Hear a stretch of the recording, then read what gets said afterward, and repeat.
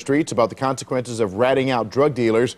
Eyewitness News Live, Dennis Edwards talked with the producer tonight. Dennis? Well, Vic, Rodney Bethea knows the images are graphic and disturbing. They had to be, he says, because that's the only way he knew how to make his point. But critics see mixed signals that might overshadow the deeper message the producer says he was trying to communicate.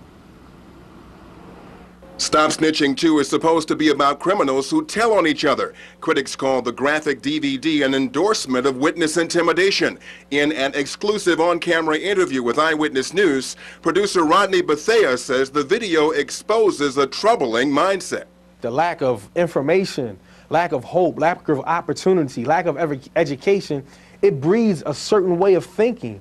It breeds a certain mentality. Ironically, the first Stop Snitching DVD did more than simply capture a way of thinking. Among other things, it exposed two corrupt cops who are now in jail. Bethea says the sequel's real mission is to ask why haven't things changed in inner city neighborhoods, and what makes a kid want to wave a gun and curse on camera. This is what happens when you close schools and build new jails. You're saying, okay, I would rather spend money to lock our kids up than to educate them. This is what it breeds. It breeds a little guy waving a gun, thinking it's right. For Congressman Elijah Cummings, that message is overshadowed by witness intimidation.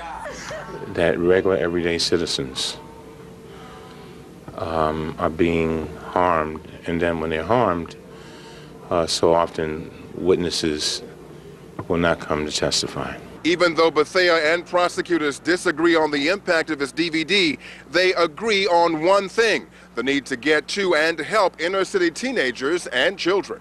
In separate interviews, a spokesman for Baltimore State's Attorney Pat Jessamy and Bethea seem to want the same thing. Trying to get to the issues of juvenile crime, identify why an 8, 9, 10-year-old would go down a road of crime. One thing is done, it's organized. All these young guys all over the country, all over the world. So now all we got to do is just turn it a little bit, about 45 degrees, and now they're marching to a whole new tune. And Bethea doesn't rule out the possibility of working with city officials on a common goal. He has the connection, the ear of disenfranchised young people. They have a need to reach out to them. Reporting live from City Hall, Dennis Edwards, WJZ Eyewitness News.